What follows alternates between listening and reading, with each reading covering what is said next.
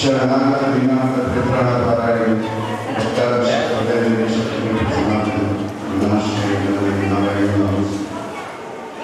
ನಿತ್ಯಾನಂದಂ ಬ್ರಹ್ಮಾನಂದಂ ಬ್ರಹ್ಮಸ್ವರೂಪಂ ವೀರವರ ಅರೋಪಜ್ಞಾನ ಶ್ರೀದೇವಂ ಓಂ ಸತ್ಯಮುಖ ನಿಮಿಷ ವರಮಹಾಲಕ್ಷ್ಮಿ ವ್ರತಾಚರಣೆ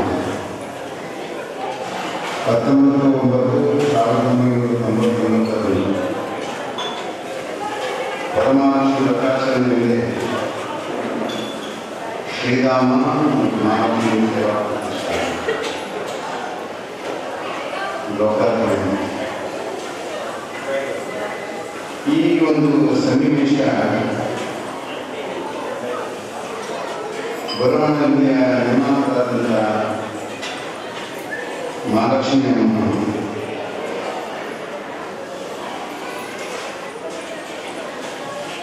ಆಧ್ಯಾತ್ಮ ಸಾಧನೆ ಮಾಡಿ ಮಾನವ ತೆಗೆದುಕೊಂಡ ಸಂದರ್ಭದಲ್ಲಿ ನಮ್ಮ ಗ್ರಾಮ ದೇವಸ್ಥಾನದ ಜೀರ್ಣೋದ್ಧಾರ ಪ್ರಕ್ರಿಯೆಯನ್ನು ಅದಕ್ಕೆ ವ್ರತನಿಷ್ಠೆಯಿದ್ದಂಥ ಸನ್ನಿವೇಶದಲ್ಲಿ ಬ್ರಹ್ಮಕಲಶ ಆದಮೇಲೆ ತಿರುಪತಿ ಸ್ವಾಮಿಯ ದರ್ಶನಕ್ಕೆ ಹೋಗ್ತಾರೆ. ಆಗ ತನ್ನ ಒಬ್ಬರು ಭಕ್ತರು ತಿರುಪತಿ ಸಿಕ್ಕಿದಾಗ ಸ್ವಾಮೀಜಿ ಹೊರಗಡೆ ಮಹಾಲಕ್ಷ್ಮಿ ದರ್ಶನ ಮಾಡಿದ್ದಾರೆ. ತುಮಕೂರು ಮಾತ್ರ ಆ ಮಹಾಲಕ್ಷ್ಮಿಯ ದರ್ಶನಕ್ಕೆ ನಾನು ಆ ಕ್ಷೇತ್ರದ ನಿರ್ಮಾಣಗಳಾದಂಥ ಕ್ರಮವನ್ನು ಮರಗಿದಲ್ಲಿತ್ತು. ಆ ತಾಯಿ ಅಷ್ಟು ವಯಸ್ಸಾಗಿದ್ದವರು ಚಿಕ್ಕ ಮಗುವಿನಾಗೆ ನಾನು ಹೋಗಿ ಅವರ ದರ್ಶನ ಮಾಡುವಾಗ ಅವರೊಂದು ಮಾತು ಕೇಳಿ ಮಗ ಅಂತ ನನ್ನ ತಲೆಗೆ ಕೈಸೋದಿದ್ರು. ಅವರು ಹೇಳಿದ್ರು 48 ದಿವಸ ವರಮಹಾಲಕ್ಷ್ಮಿ ಪೂಜೆ ಮಾಡ್ತಾರೆ. ಕ್ಷೇತ್ರದಲ್ಲಿ ಮಕ್ಕಳಿಗೆ ಮತ್ತು ತಾಯಂದಿರಿಗೆ ಇಂದಿನ ಸಮಾಜ ಮತ್ತು ಮುಂದಿನ ದಿವಸದ ಭವಿಷ್ಯತ್ತಿನಲ್ಲಿ ಕಲಿಯುಗದಲ್ಲಿ ಬರತಕ್ಕಂಥ ಸವಾಲುಗಳಲ್ಲಿ ಸಮಾಜವನ್ನು ಪಾರು ಮಾಡತಕ್ಕಂಥ ಯೋಧನಾಗಿ ಯೋಗಿ ಆಗಬೇಕು ಅಂತಾರೆ. ಇದು ಬಹಳ ಆಶ್ಚರ್ಯ ಆಯಿತು. ಅಕ್ಷರದಲ್ಲಿ 2 ಪದ, ಒಂದು ಯೋಗಿ ಒಂದು ಯೋಧ. ನಾನು ಹೇಳಿದ್ದೆ ಮಾತು ಕೊಡಬೇಕು ಅಂತ ಕೈಗೆ ಅವರ ಕೈಯನ್ನು ಸ್ಪರ್ಶ ಮಾಡಬೇಕು ಅಂತ ಬಹಳ ವಿಜ್ಞಾನ. ನಾನು ಮಾಡಿದ್ದಕ್ಕೆ ಒಂದು ಚಿಕ್ಕ ಕೊಟ್ಟಿರಬೇಕು. ಈ ಗ್ರಾಮದಲ್ಲಿ ದೊಡ್ಡ ಕ್ರಾಂತಿ ದೊಡ್ಡ ಸವಾಲುಗಳಿವೆ.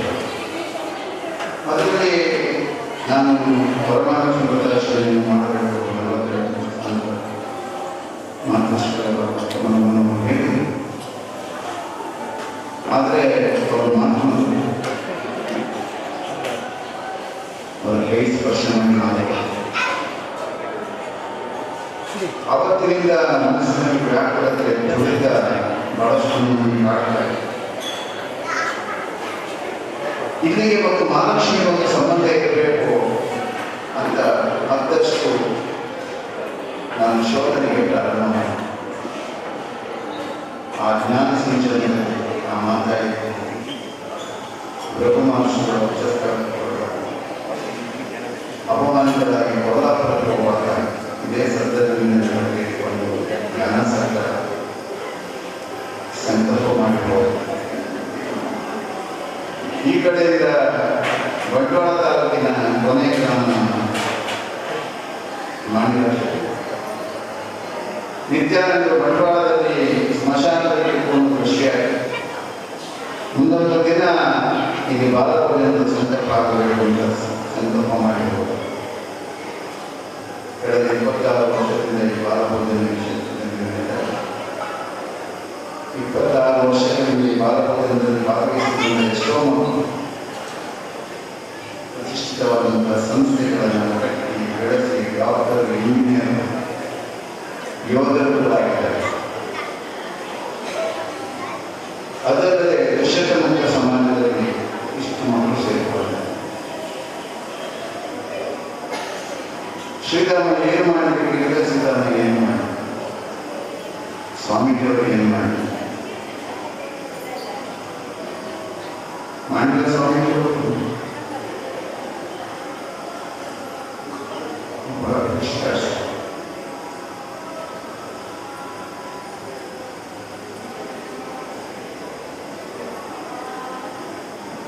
ಈ ದೇಶದ ಮತ್ತು ವಿಶ್ವದ ಭವಿಷ್ಯಕ್ಕೋಸ್ಕರ ಆ ತುಳಿತ, ಆ ವ್ಯಾಪ್ತತೆ, ಜನರ ಕಷ್ಟ ನಷ್ಟ ದುಃಖ ತೊಡಕದಲ್ಲಿ ತೊಡಕನ್ನ ಜನರ ಜೊತೆ ಇರಬೇಕು ಅಂದರೆ ನನ್ನ ನಿರೀಕ್ಷೆ, ನನ್ನ ಆಧ್ಯಾತ್ಮಿಕ ನಿರೀಕ್ಷೆ. ಸಮಾಜದಲ್ಲಿ ಶೋಷಿತ ಸಮಾಜದಲ್ಲಿ ಅಂಧಶ್ರದ್ಧೆ, ಅಜ್ಞಾನ, ಅಂಧಕಾರ, ವಿಷಯ ಇರತಕ್ಕಂಥ ಸಮಾಜದ ಪರಿವರ್ತನೆ.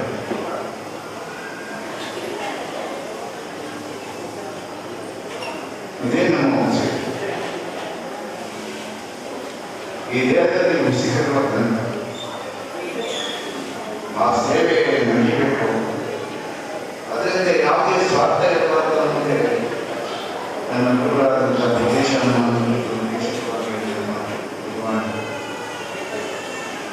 ಅದನ್ನು ಇವತ್ತಿನವರೆಗೆ ನಡೆಸಿದವರು ನಮ್ಮ ಪೇರುವಾಯಿ ಗ್ರಾಮ, ಮಾರ್ಗ ಗ್ರಾಮ ಕ್ಷೇತ್ರದ ಅಭಿಮಾನಿಗಳು. ಇವತ್ತು ಇಡೀ ಜಗತ್ತು ಯೋಚಿಸಬೇಕಾದಂಥ ಸಂದಿಗ್ಧ ಕಾಲಸ್ಥಿತಿ. ಇವತ್ತು ಇಡೀ ಹಿಂದೂ ಸಮಾಜ ಯೋಚಿಸಬೇಕಾದಂಥ ಕಾಲಘಟ್ಟದಲ್ಲಿ ಬಹಳಷ್ಟು ಸಂದಿಗ್ಧ ಪರಿಸ್ಥಿತಿಯಾಗಿದೆ. ಗಮನಿಸಬೇಕು. ಕಾರಣಗಳು ನಮ್ಮ ಹಿರಿಯರು, ದಾರ್ಶನಿಕರು, ಸಂತ ಶ್ರೇಷ್ಠರು.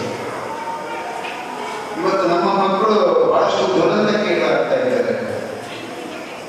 ಅಪಮೃತ್ಯು, ಗೌರವಮೃತ್ಯು ಸಮಾಜವನ್ನು ಕಾಡ್ತಾ ಇದ್ದಾರೆ. ಎಷ್ಟೋ ಜನ ಎಂತೆಂಥ ನಿರೀಕ್ಷೆ ಇರ್ತಕ್ಕಂಥ ತಂದೆ ತಾಯಿಯನ್ನು ಮಕ್ಕಳನ್ನು ಕಳ್ಕೊಳ್ತಾ ಇದ್ದಾರೆ. ಯೋಚನೆ ಮಾಡಿ, ಯಾಕೆ ಆಗ್ತಾ ಇದೆ ಪರಿಸ್ಥಿತಿ? ಇವತ್ತು ಸಮಾಜ ಯಾರು ಈ ದುಸ್ಥಿತಿ ಯಾಕೆ ಬರ್ತಾ ಇದೆ? ಮಕ್ಕಳಿಗೆ ದೇವರ ಮೇಲಿನ ಭಯ, ದೇವರ ಭಯಗಳಿಗೆ ಜ್ಞಾನದ ಹಾನಿ, ಇದೇನೇ ತಪ್ಪಿದೆ ಅಂತ ನಾವು ಯೋಚನೆ ಮಾಡಿ. ಇವತ್ತು ಭಾರತದಲ್ಲಿ ಗಂಜಿ ಚಟ್ನಿ ಇದನ್ನು ಯಾಕೆ ಗುರುಗಳು ಮಾಡಿದ್ದಾರೆ? ಯೋಚನೆ ಮಾಡಿ. ಹಿಂದೆ ಹಸಿವಿತ್ತು, ಬಡಲಿಕೆ ಇತ್ತು. ಇವತ್ತು ಹಸಿವಿಲ್ಲ, ಬಡಲಿಕೆ. ಸುಖ ಸುಖ ಸುಖ ಅಂತ ನಾವು ಸುಖದ ಸುಪ್ಪತ್ತಿಗೆ ಕಾತರಿಸ್ತಾ ಇದೆ ಮನಸ್ಸು. ನಿಜವಾದಂಥ ತ್ಯಾಗ ಮತ್ತು ಸೇವೆಗೆ ಇವತ್ತು ಮನಸ್ಸು ಹೋಗ್ತಾ ಇದೆ. ಯೋಚನೆ ಮಾಡಬೇಕು. ಒಂದು ಕುಟುಂಬದಲ್ಲಿ, ಒಂದು ಸಂಸಾರದಲ್ಲಿ, ಒಂದು ಮನೆಯೊಳಗೆ, ಮನೆ ಹೊರಗೆ ನಾವು ಪ್ರೀತಿಯಿಂದ ಹೇಳಿದರೆ ಯಾವ ಥರದ ಪ್ರೀತಿ ಇದೆ ಇದು ಯೋಚನೆ ಮಾಡಬೇಕು. ಇಡೀ ಸಮಾಜ ಯೋಚನೆ ಮಾಡಬೇಕು, ಇಡೀ ದೇಶ ಯೋಚನೆ ಮಾಡಬೇಕು, ಇಡೀ ಜಗತ್ತು ಯೋಚನೆ ಮಾಡಬೇಕು. ಪ್ರೀತಿಯ ಅರ್ಥವನ್ನು ನಾವು ಕಳ್ಕೊಳ್ತಾ ಇದ್ದೇವೆ. ಅದರ ಮೌಲ್ಯವನ್ನು ಅನಂತಕ್ಕೆ ಉಪಯೋಗ ಆಗ್ತಾ ಇದೆ. ಸಮಾಜದಲ್ಲಿ ಮೆಗಾಲಯ ಶಿಕ್ಷಣದ ಪ್ರಭಾವ ಒಂದು ಕಡೆ ಇದ್ದರೆ, ಇನ್ನೊಂದು ಕಡೆ ನಮ್ಮ ಪೂರ್ವ ಸಂಪ್ರದಾಯದ ಆಚಾರ ವಿಚಾರಗಳ ಬದ್ಧತೆಯನ್ನು ನಮ್ಮ ಪೂರ್ವಜರು ಅದನ್ನು ಹೇಗೆ ಉಳಿಸಿ ಬೆಳೆಸಿಕೊಂಡು ಬಂದರು, ಅದನ್ನು ಮುಂದಿನ ಪೀಳಿಗೆಗೆ ಹೇಗೆ ಕೊಡ್ತಾ ಬಂದರು ನಾವು ಯೋಚನೆ ಮಾಡಿ.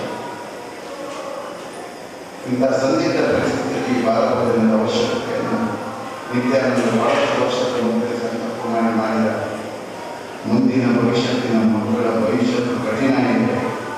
ಈ ಕಠಿಣ ದಿವಸದಲ್ಲಿ ಗಂಜಿ ಚಟ್ನಿಯ ಮೂಗು ಎಷ್ಟು ಅರ್ಥವತ್ತಾಗಿದೆ.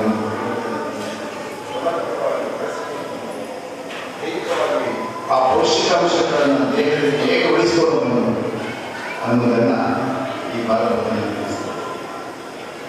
ಹೇಳ್ತಾರೆ. ನಾವೆಲ್ಲರೂ ನಮ್ಮ ದೇಶದ ಬಗ್ಗೆ, ನಮ್ಮ ಸಂಸ್ಕೃತಿಯ ಬಗ್ಗೆ, ನಮ್ಮ ಪರಂಪರೆಯ ಬಗ್ಗೆ, ತಂದೆ ತಾಯಿ ಮಕ್ಕಳು ಇರಬೇಕಾದಂಥ ಗೌರವ, ಪ್ರೀತಿ, ಆದರಣೆಯ ಮೌಲ್ಯ, ಒಂದು ಮಗುವನ್ನು ಪೋಷಿಸಿ ಒಂದು ಸಮರ್ಪಕವಾಗಿ ದೇಶಕ್ಕೆ, ನಾಗರಿಕತೆಗೆ ಆ ಮಗುವನ್ನು ಸಮರ್ಪಕವಾಗಿ ಸದ್ಬಳಕೆ ಮಾಡಬೇಕು ಅಂತ ಇದ್ದರೆ ಅದಕ್ಕೆ ಮುಖ್ಯ ಕಾರಣ ನೋಡಿದರೆ ಯಾರಾಗಬೇಕು? ಈ ದೇಶದ ಸಂತರು, ಈ ದೇಶದ ವಿದ್ವಜ್ಜರು, ಈ ದೇಶದ ಪಂಡಿತರು, ಇವರೆಲ್ಲ ಇದನ್ನು ಸದುಪಯೋಗ ಮಾಡಿಕೊಂಡು ಪ್ರಯತ್ನ ಮಾಡಬೇಕು. ಇವತ್ತು ನಮ್ಮ ಭಗವದ್ಗೀತೆ ಧರ್ಮ ಗ್ರಂಥ, ಈ ಪವಿತ್ರ ಗ್ರಂಥವನ್ನ ನಾವೆಷ್ಟು ಮೌಲ್ಯವನ್ನ ನಾವು ಅರ್ಥ ಮಾಡಿಕೊಂಡಿದ್ದೇವೆ, ನಮ್ಮ ಮಕ್ಕಳಿಗೆ ಯಾವ ವರ್ಣನೆಗಳು, ಯಾವ ದಾರ್ಶನಿಕರು ಕೊಟ್ಟಿದ್ದಾರೆ, ಯಾರ ದರ್ಶನಕ್ಕೆ ಕೊಡಲಿಕ್ಕೆ ಪ್ರಯತ್ನ ಮಾಡಿದ್ದಾರೆ, ಆ ಪ್ರಯತ್ನದಲ್ಲಿ ಎಷ್ಟು ಜನ ಸಫಲತೆಯನ್ನು ಹೊಂದಿದ್ದಾರೆ. ಅದಕ್ಕೋಸ್ಕರ ಹೇಳ್ತಾ ಇದ್ದೇನೆ, ಬಾಲಭೋಜನದ ಗಂಜಿ ಶಕ್ತಿ ನಿಜವಾದಂತಹ ಜ್ಞಾನದ ಭಂಡಾರದ ಶಕ್ತಿಯರು. ಅದಕ್ಕೋಸ್ಕರ ಗುರುದೇವರು ಈ ಮಕ್ಕಳಿಗೆ ಬಾಲಭೋಜನ ಮಾಡಿಕೊಂಡು ಬಾಲಭೋಜನದ ಜೊತೆಯಲ್ಲಿ ಐಕ್ಯತೆ, ಸಾಮರಸ್ಯ, ಮಾನವೀಯತೆ, ಭಾವೈಕ್ಯತೆ ಇವತ್ತಿಗೂ ಹೇಳ್ತಾ ಇದ್ದಾರೆ. ಎಲ್ಲರೂ ಪ್ರತಿಯೊಬ್ಬರ ಹಿಂದೂಗಳ ಮನೆಯಲ್ಲಿ ಪ್ರತಿಯೊಬ್ಬರು ಇದನ್ನು ಆಚರಣೆ ಮಾಡ್ತಾರೆ. ಒಂದು ಹೊತ್ತಾದ ಮನೆಯಲ್ಲಿದ್ದವರು ಎರಡು ಹೊತ್ತು ನೋಡಿ ಓಂ ನಮೋ ಭಗವತಿ ವಾಸುದೇವಾಯ ಆಗ್ತಾ ಇದೆ. ಇದು ಪ್ರತಿ ನಿತ್ಯ ಪ್ರತಿ ಮನೆಯಲ್ಲಿ ಎರಡು ನಾಮನಾಮ ಯಾವ ಕೈಗಳಾಗಲ್ಲ ಒಟ್ಟಿಗೆ ವಿಶ್ವಶಾಂತಿಗೋಸ್ಕರ ಪ್ರಾರ್ಥನೆ ನಿಮ್ಮ ಮನೆಯಲ್ಲಿ ಮಾಡಿ. ಶಕ್ತಿಯ ಪ್ರಭಾವ ನಿಮ್ಮ ಪ್ರೀತಿಯ ಭಾವನೆ, ನಿಮ್ಮ ಧರ್ಮಶಕ್ತಿ, ಭಾವಶಕ್ತಿ, ಮನುಷ್ಯನಿಗೆ ಅದೇ ಮಾಡಿಕೊಡ್ತಾರೆ. ಆಗ ಮನೆಯಲ್ಲಿ ಎಲ್ಲ ಸೌಭಾಗ್ಯ ಬೆಳಗಿಕೊಡ್ತಾರೆ ಅಂತ ಹೇಳ್ತಾರೆ.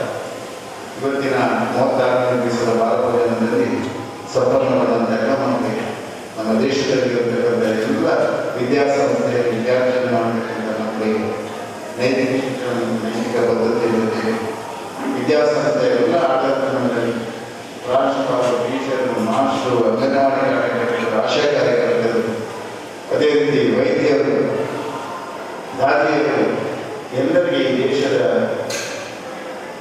ಸಾಂಸ್ಕೃತಿಕವಾದಂತಹ ಜೀವನ ಮೌಲ್ಯದ ಬದ್ಧತೆಯನ್ನು, ಆ ಆನಂದವನ್ನು, ನಿತ್ಯಾನಂದ ಸ್ಥಿತಿಯನ್ನು ಪ್ರಾಪ್ತಿ ಮಾಡಿಸಿಕೊಳ್ಳಿಸಲಿಕ್ಕೆ ಬೇಕಾದಂಥ ಜ್ಞಾನ ಸಂಚಲನವನ್ನು ಶ್ರೀಗುರುಗಳು ಸ್ವತಃ ಅನುಗ್ರಹ ಮಾಡಿ ಎಲ್ಲರಿಗೂ ಆರೋಗ್ಯ ಮತ್ತು ನೆಮ್ಮದಿ ಜೀವನವನ್ನು ಕೊಡಿ ಅಂತ ಹೇಳ್ತಾ ನನ್ನ ಎರಡು ಮಾತುಗಳನ್ನು ಮುಗಿಸಲು ಸಮರ್ಪಿಸಿ ಮಾಡಿದವರೊಳಗೆ ಇನ್ನು 15 ದಿವಸದ ಕಾರ್ಯಕ್ರಮ ಇದೆ.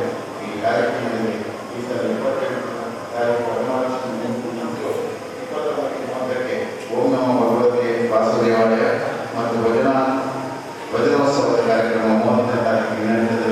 ತಾವೆಲ್ಲರೂ ಬಂದು ಈ ಸೇವೆಗೆ ಭಾಗವಹಿಸಿ ಕೃತಾರ್ಥರಾಗಬೇಕು. 30ನೇ ತಾರೀಕಿಗೆ ಕೊನೆಯ ಕಾರ್ಯಕ್ರಮ ನಂದು ವಿಶ್ವಶಾಂತಿಗೋಸ್ಕರ ಒಂದು ಪ್ರಾರ್ಥನಾ ಕಾರ್ಯಕ್ರಮ ಇದೆ. ಇದರಲ್ಲೆಲ್ಲರೂ ಕೈಯಲ್ಲಿ ಮಾನ್ಯತೆಯನ್ನು ಹಚ್ಚಿ ವಿಶ್ವಶಾಂತಿಗೋಸ್ಕರ ಪ್ರಾರ್ಥನೆ ಮಾಡಿದ್ದೆ. ಈ ಕಾರ್ಯಕ್ರಮದಲ್ಲಿ ಸಕ್ರಿಯವಾಗಿ ಎಲ್ಲರೂ ಭಾಗವಹಿಸಬೇಕು. ಅದಕ್ಕೆ ಆ ಮಾತಾಡಿ ಶಕ್ತಿ ಕೊಟ್ಟು ವಿಶ್ವವನ್ನು ಕಾಪಾಡುವಂತ ಪ್ರಾರ್ಥಿಸಿ ನನ್ನ ಮಾತುಗಳನ್ನು ಘೋಷಣೆ ಸಮರ್ಪಿಸ್ತಾ ಇದ್ದೇನೆ. ವೇದಿಕೆಗೆ ಅವರವರ ಸಾಮಾಜಿಕ, ಧಾರ್ಮಿಕ, ಶೈಕ್ಷಣಿಕ ಕಾರ್ಯಕ್ಷೇತ್ರದಲ್ಲಿ, ರಾಜಕೀಯ ಕ್ಷೇತ್ರದಲ್ಲಿ ದುಡಿದವರು ಎಲ್ಲರಿಗೂ ಸಮರ್ಪಕವಾಗಿ ಈ ದೇಶ, ರಾಷ್ಟ್ರದ ವಿಶ್ವಶಾಂತಿಯನ್ನು ಮಾಡತಕ್ಕಂಥ ಸಂದರ್ಭದಲ್ಲಿ ಎಲ್ಲರ ಮೌಲ್ಯಾಧಾರಿತ ಬದ್ಧತೆಯನ್ನು ಬೆಳೆಯಬೇಕಾದಂಥ ಯೋಗವಾದಗಳನ್ನು ನನ್ನ ಮಾತುಗಳನ್ನು ಘೋಷಣೆ ಸಮರ್ಪಿಸ್ತಾ ಇದ್ದೇನೆ. ಜೈ ಗುರುದೇವರು ಅವರು ಜೈ. ಒಂದು ಸುಂದರವಾದ ಕಾರ್ಯಕ್ರಮ ಮತ್ತು ಬಹಳ ಭಯಭಕ್ತಿ ಇರತಕ್ಕಂಥ ಒಂದು ಕಾರ್ಯಕ್ರಮದಲ್ಲಿ ನಾವೆಲ್ಲರೂ ಕೂಡ ತೊಡಗಿಸಿಕೊಂಡಿದ್ದೇವೆ. ಅವರ ಪೂಜ್ಯ ಸ್ವಾಮೀಜಿಗಳವರು ಈ ಒಂದು ದುರ್ಗಮ ಸ್ಥಳವನ್ನ ಯಾವ ರೀತಿ ಈ ಒಂದು ಕ್ಷೇತ್ರ ಇಷ್ಟು ಅಭಿವೃದ್ಧಿ ಆಗಬೇಕು ಅಂತಂದ್ರೆ ಅವರ ಸಾಧನೆ ಯಾವ ರೀತಿ ಇದೆ ಎಂಬುದರ ಒಂದು ಬಾರಿ ನಾವು ಸ್ಮರಿಸಿಕೊಂಡಾಗ ನಮಗನ್ನಿಸ್ತದೆ ಅವರ ಪೂಜ್ಯ ಸ್ವಾಮೀಜಿಗಳಿಗೆ ಒಂದು ಭಕ್ತಿಯ ಪೂರ್ಣ ಪ್ರಣಾಮಗಳನ್ನು ಸಲ್ಲಿಸುವ ಈ ಮೂಲಕ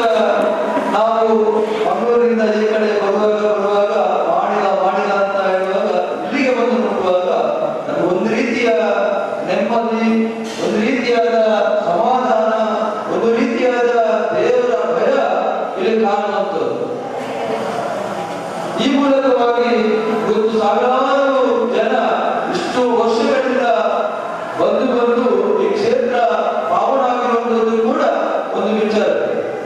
ಸ್ವಾಮೀಜಿಯವರ ಅವರ ಸರಳತೆ, ಅವಳಿರತಕ್ಕಂಥ ಆ ಸಜ್ಜನಿಗೆ, ಅವಳಿರತಕ್ಕಂಥ ಒಟ್ಟು ನಮ್ಮ ಸಮಾಜದ ಅಭಿವೃದ್ಧಿಯ ಒಂದು ಚಿಂತನೆ, ಸಂಸ್ಕಾರ, ವಿಚಾರ, ಆಚಾರಗಳನ್ನ ತಿಳಿಸಿಕೊಡ್ತಕ್ಕಂಥ ಪ್ರಯತ್ನ, ಆ ಮಕ್ಕಳಿಗೆ ಕೊಡ್ತಕ್ಕಂಥ ಶಿಕ್ಷಣ, ಇದೆಲ್ಲವೂ ಕೂಡ ಮಾದರಿಯಾದ ಒಂದು ಕೆಲಸ ಕಾರ್ಯ. ಆದುದರಿಂದ ಇವತ್ತು ಪರಮಪೂಜ್ಯ ಸ್ವಾಮೀಜಿಯವರನ್ನ ನಾವು ಬೇರೆ ಬೇರೆ ಕಡೆಗಳಲ್ಲಿ ನೋಡಿದಾಗ ಕೂಡ ಅವರು ಅದರಲ್ಲಿ ಭಾಗವಹಿಸುವಂತ ಒಂದು ಆ ಕೆಲಸ ಕಾರ್ಯ. ಒಟ್ಟಿನಲ್ಲಿ ಈ ರೀತಿಯಾದ ಸಾಧು ಸಂತರು ಈ ದೇಶದಲ್ಲಿ ಇರುವುದರಿಂದಲೇ ನಮ್ಮ ಸನಾತನ ಧರ್ಮ ಬಹಳ ಶ್ರೇಷ್ಠವಾಗಿ ಆಗಲಿಕ್ಕೆ ಸಾಧ್ಯ ಆಗಿದೆ. ಆ ನಿಟ್ಟಿನಲ್ಲಿ ಇವತ್ತು ಸ್ವಾಮೀಜಿಗಳವರು ಬಾಲಪೂಜೆ ಮಾಡತಕ್ಕಂಥ ಸಂದರ್ಭದಲ್ಲಿ ಆ ಮಕ್ಕಳಿಗೆ ಕೊಟ್ಟಂತಹ ಆಶೀರ್ವಾದ, ಅವರು ನಮಗೆ ನೀಡಿದಂತಹ ಒಂದು ಸಂದೇಶ, ದೇಶ ಮೊದಲು ಮತ್ತೆ ಒಂದು ಭಾವನೆ ಇದೆಯಲ್ಲ, ಇದು ಬಹಳ ಶ್ರೇಷ್ಠವಾದಂತಹ ಒಂದು ಚಿಂತನೆ. ಆ ಮೂಲಕ ನಾವೆಲ್ಲರೂ ಕೂಡ ನಾವಿವತ್ತು ಸ್ವಾಮೀಜಿಗಳು ಕೊಟ್ಟಂತ ಆಶೀರ್ವಾದ, ಆ ಕಡೆಯಿಂದ ಅತಿಥಿಗಳು ಮಾಡಿದಂತ ಕೆಲವು ವಿಚಾರಗಳು, ಅದು ಕವನದ ಮೂಲಕ, ಕಥೆಯ ಮೂಲಕ ನಾವೆಲ್ಲರೂ ಕೂಡ ಇಲ್ಲಿ ಅದನ್ನು ಕೇಳಿದ್ದೇವೆ. ಈಗಿಗೆ ಬಿಡುವಂತಲ್ಲ, ಅದನ್ನ ಮನಸ್ಸಿನಲ್ಲಿ ನಾವು ಅನುಷ್ಠಾನ ಅಥವಾ ನಾವು ಮನಸ್ಸಿನಲ್ಲಿ ಇಟ್ಕೊಂಡು ನಮ್ಮ ಜೀವನದಲ್ಲಿ ಅದನ್ನ ಅನುಷ್ಠಾನ ಮಾಡಿದ್ರೆ ಅದಕ್ಕೆ ಒಂದು ಮಹತ್ವ ಬರ್ತದೆ. ಒಟ್ಟಿನಲ್ಲಿ ನಾವೆಲ್ಲರೂ ಕೂಡ ಸಚ್ಚಿಂತನೆಯನ್ನ ಮನಸ್ಸಿನಲ್ಲಿ ಇಟ್ಕೊಂಡು ಸಂದರ್ಭಗಳನ್ನ ಮಾಡಿದಾಗ ಶ್ರೀದೇವಿಯ ಅನುಗ್ರಹ ಖಂಡಿತವಾಗಿಯೂ ನಮಗೆ ಇರ್ತದೆ. ಯಾವಾಗಲೂ ಕೂಡ ನಾವೆಲ್ಲರೂ ಕೂಡ ದೇವರು ಮೆಚ್ಚುವಂತಹ ಕೆಲಸವನ್ನ ಮಾಡಬೇಕು, ದೇವರು ಮೆಚ್ಚುವಂತಹ ಕೆಲಸವನ್ನ ಮಾಡಬೇಕು. ಗಣಕರನ್ನ ಎಲ್ಲರನ್ನ ಮೆಚ್ಚಿಸಲಿಕ್ಕೆ ಸಾಧ್ಯತೆ ಇಲ್ಲ, ಆದರೆ ದೇವರು ಮೆಚ್ಚುವಂತಹ ಕೆಲಸವನ್ನ ಮಾಡಿದಾಗ ಎಲ್ಲವೂ ಕೂಡ ಅದು ಸರಿಯಾಗಿದೆ. ಅದರಲ್ಲೂ ಕೂಡ ನಾವು ಯಾವುದೇ ಕೆಲಸವನ್ನ ಮಾಡತಕ್ಕಂಥ ಸಂದರ್ಭದಲ್ಲಿ ಒಂದು ಭಯಭಕ್ತಿಯಿಂದ ಆ ಕೆಲಸವನ್ನ ಮಾಡಿದಾಗ ಆ ಕೆಲಸವನ್ನು ನಿರ್ವಿಘ್ನವಾಗಿ ಕೂಡ ನಡೆಯುವಂಥದ್ದನ್ನು ಕೂಡ ನಾವು ಬಹಳಷ್ಟು ಬಾರಿ ನಮ್ಮ ಜೀವಮಾನದ ಅನುಭವವನ್ನು ಪಡೆಯುತ್ತೇವೆ. ಒಟ್ಟಿನಲ್ಲಿ ಇಂಥ ಕ್ಷೇತ್ರ ನಾನು ಯಾವಾಗ ಸಮಾನ ಬಗ್ಗೆ ಹೇಳುತ್ತಿದೆ, ಈ ಊರಿನಲ್ಲಿ ಎಲ್ಲ ಎಷ್ಟು ಮಠ ಮಂದಿರ ಆದ್ರೆ ಅಷ್ಟು ನಮಗೆ ನಮ್ಮ ಮಕ್ಕಳಿಗೆ ಅದರಲ್ಲಿ ಅಥವಾ ನಮ್ಗೆಲ್ಲರಿಗೂ ಕೂಡ ಅದರಲ್ಲಿ ಬಹಳಷ್ಟು ವಿಚಾರಗಳನ್ನ ನಾವು ಪಡೆಯಬೇಕಾಗ್ತದೆ. ಅದರ ಜೊತೆಗೆ ಇವತ್ತು ಸ್ವಾಮೀಜಿಯವರು ಬರತಕ್ಕಂಥ ಭಜನಾ ಕಾರ್ಯಕ್ರಮ, ಭಜನೆ ಇವತ್ತು ಅದರಲ್ಲಿ ಆಗಿರುವಂತಹ ಕುರಿತ ಭಜನ ಬಹಳ ಒಳ್ಳೆಯ ರೀತಿಯಲ್ಲಿ ಆಗುವಂಥದ್ದನ್ನು ನೋಡ್ತೀವಿ. ಎಲ್ಲ ಸಣ್ಣ ಸಂಸ್ಥೆಗಳು ಕೂಡ ಈಗ ಭಜನೆ ಕ್ಷೇತ್ರದಲ್ಲಿ ಕೆಲಸ ಕಾರ್ಯಗಳನ್ನ ದೇವಸ್ಥಾನದಲ್ಲಿ ಆಗ್ತಾ ಇದೆ. ಅದಕ್ಕೆ ಮುನ್ನಡೆ ಕೊಟ್ಟವರು ನಮ್ಮ ಮಾಡಿದ ಸ್ವಾಮೀಜಿಯವರು. ಆ ಭಜನೆಗೆ ಒಂದು ಕಾರ್ಯಕ್ರಮವನ್ನು ನೀಡಿ ಎಲ್ಲ ಕಡೆ ಅದು ಆಗುವಂತಹ ರೀತಿಯಲ್ಲಿ ಪ್ರೇರೇಪಡಿಸುತ್ತಿದ್ದು ಶ್ರೀ ಕ್ಷೇತ್ರ ಮಾಡಿದ್ರಿಂದ. ಒಟ್ಟಿನಲ್ಲಿ ಮಾಡಿದ ಈ ಒಂದು ಕ್ಷೇತ್ರ ಒಂದು ಪರಮ ಪವಿತ್ರವಾದಂತಹ ಕ್ಷೇತ್ರ. ನಾವೆಲ್ಲರೂ ಕೂಡ ಇಲ್ಲಿ ಯಾವಾಗ ಬಂದು ಆ ಒಂದು ದೇವಿಯ ದರ್ಶನ ಮಾಡಿ ಸ್ವಾಮೀಜಿಯವರ ಆಶೀರ್ವಾದವನ್ನು ಪಡೆದು ಖಂಡಿತವಾಗಿಯೂ ನಮಗೆ ಒಳ್ಳೆಯದಾಗಿದೆ. ಅದರ ಜೊತೆಗೆ ನಾಡಿದ್ದು 22 ತಾರೀಕಿಗೆ ಸ್ವಾಮೀಜಿಯವರು ಬರಲಿಕ್ಕೆ ಹೇಳಿದ್ದಾರೆ. ಆ 22 ತಾರೀಕಿಗೆ ಆ ಬೆಳಿಗ್ಗೆ ಬಂದು ಪೂರ್ತಿಯಾಗಿ ಇದ್ದು ಈ ದೇವರ ಆ ಒಂದು ಆಶೀರ್ವಾದ ಮಾಡತಕ್ಕಂಥ ಕೆಲಸಗಳನ್ನ ನಾವು ಮಾಡ್ತೇವೆ ಅಂತ ಹೇಳ್ತಾ ನಾವೆಲ್ಲರೂ ಕೂಡ ಒಟ್ಟಾಗಿ ಒಂದಾಗಿ ಒಂದೇ ತರ ಮಕ್ಕಳ ರೀತಿಯಲ್ಲಿ ಈ ಕ್ಷೇತ್ರದಲ್ಲಿ ಕೆಲಸ ಕಾರ್ಯಗಳನ್ನ ಮಾಡೋಣ. ಆ ಮೂಲಕ ದೇವಿಯ ಆ ಕೃಪೆಗೆ ಪಾತ್ರರಾಗಿ ಸ್ವಾಮೀಜಿಯವರ ಆಶೀರ್ವಾದವನ್ನು ಕೂಡ ಪಡೆಯೋಣ ಅಂತ ಹೇಳ್ತಾ ಈ ಸಂದರ್ಭದಲ್ಲಿ ನಮಗೆ ಬಂದು ಇಲ್ಲಿ ಮಾತನಾಡಲಿಕ್ಕೆ ಅವಕಾಶ ಮಾಡಿಕೊಟ್ಟಂತ ತಮಗೆಲ್ಲರಿಗೂ ಕೂಡ ಅಭಿನಂದನೆಗಳನ್ನು ಸಲ್ಲಿಸಿದ ಪರಮಪೂಜ್ಯ ಸ್ವಾಮೀಜಿಯವರ ಆಶೀರ್ವಾದವನ್ನು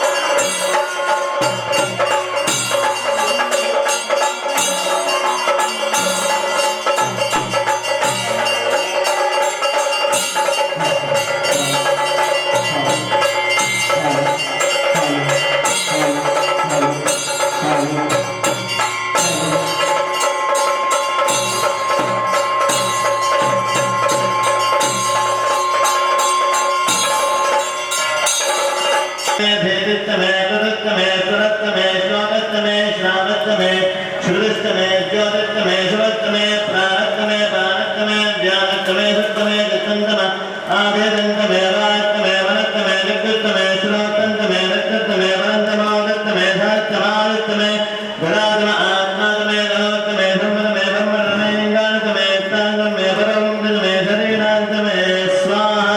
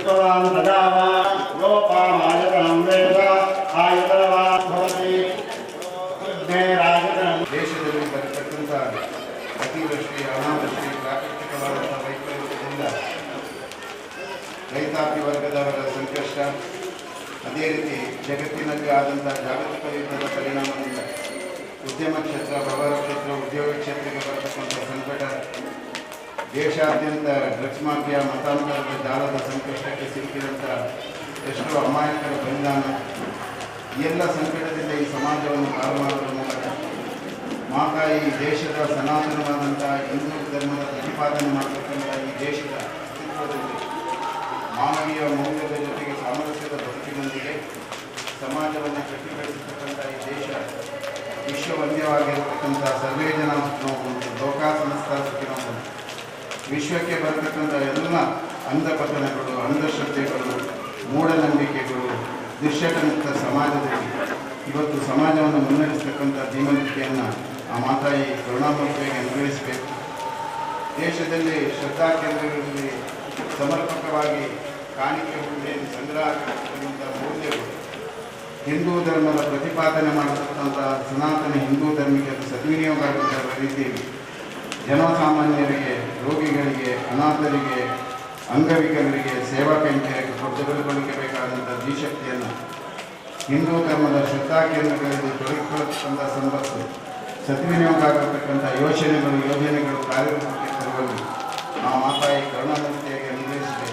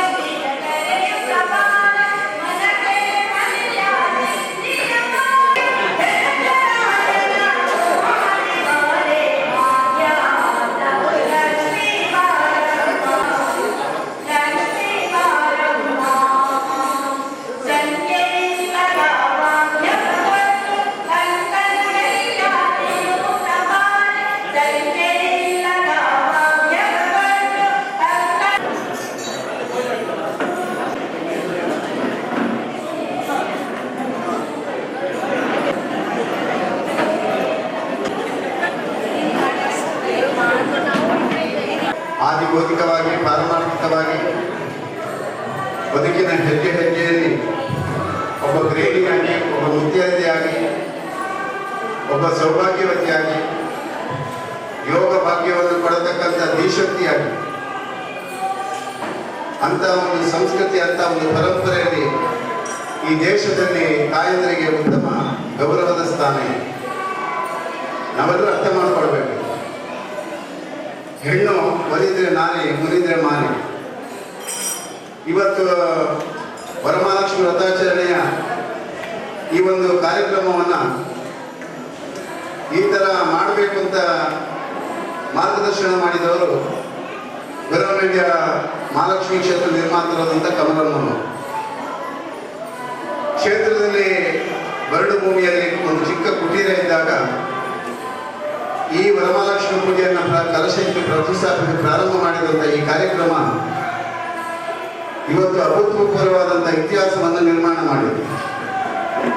ನಮ್ಮ ವಿಟ್ಲ ಸೀಮೆಯ ಉಳ್ಳಾತಿ ಪಂಚಲಿಂಗೇಶ್ವರಿ ದಿವ್ಯ ಸಾನ್ನಿಧ್ಯ ಇದೆ. ಗ್ರಾಮದ ವಿಷ್ಣುಮೂರ್ತಿಯ ಮಹಿಮೆ ಇದೆ. ನಾವೆಲ್ಲರೂ ಅರ್ಥ ಮಾಡ್ಕೊಳ್ಬೇಕು. ನಮ್ಮ ಸಂಸ್ಕೃತಿ, ನಮ್ಮ ಪರಂಪರೆ ಬಗ್ಗೆ ನಾವು ಯೋಚನೆ ಮಾಡಬೇಕು. ತ್ರಿಪುಟಿ ಅನ್ನುವಂಥ ಈ ಜಾಗದಲ್ಲಿ ಈ ತಿಲಕಕ್ಕೆ ಬಹಳ ಅರ್ಥ ಇದೆ. ಅದು ಬಿಂದು ಕೂಡ ಹೌದು, ಅದು ಸಿಂಧು ಕೂಡ ಹೌದು. ಭಾರತದ ಸಂಸ್ಕೃತಿ ಇರೋದು ಬಿಂದು ಮತ್ತು ಸಿಂಧುವಿನ. ಸರಿಯಾಗಿ ಎಲ್ಲ ಅರ್ಥ ಮಾಡ್ಕೊಳ್ಬೇಕು.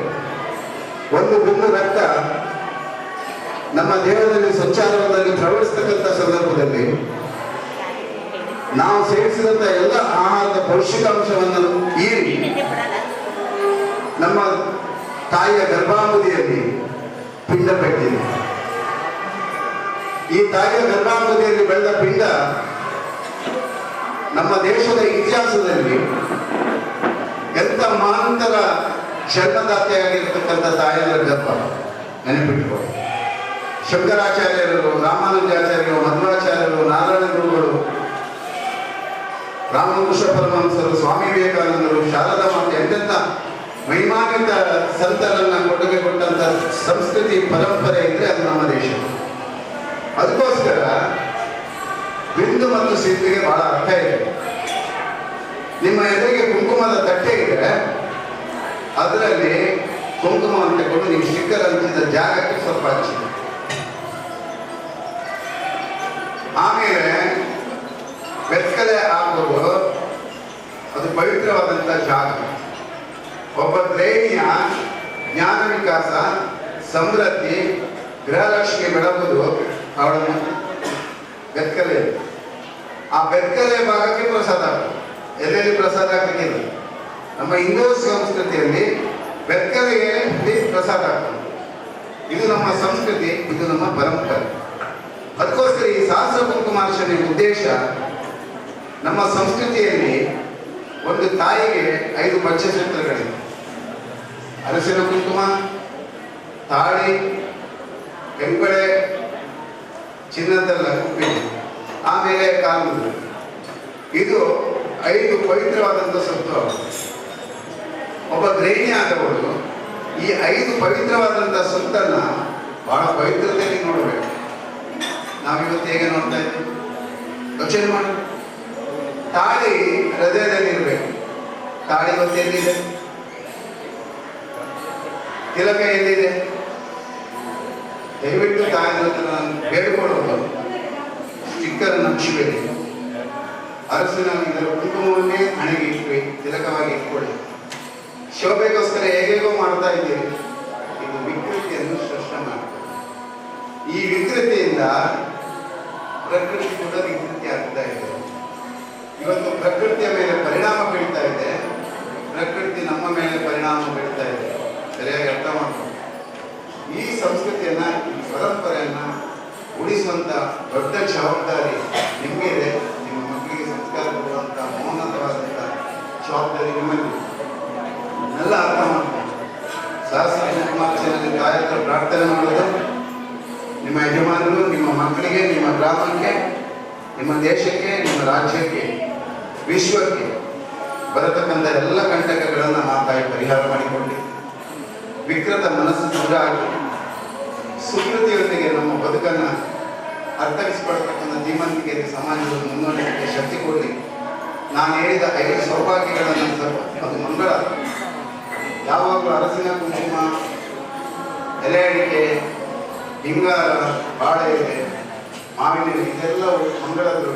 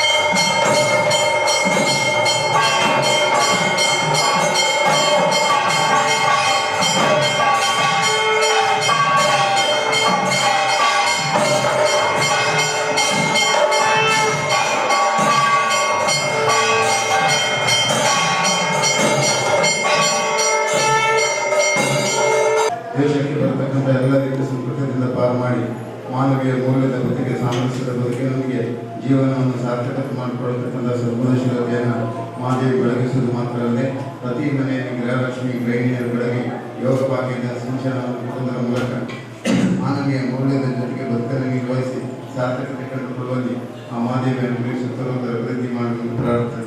ಸಿದ್ಧಿವಿನಾಯಕನ ಪಾದದೊಂದಿಗೆ ಗೋವಿಂದ ಗೋವಿಂದ ಗೋವಿಂದ ಗೋವಿಂದ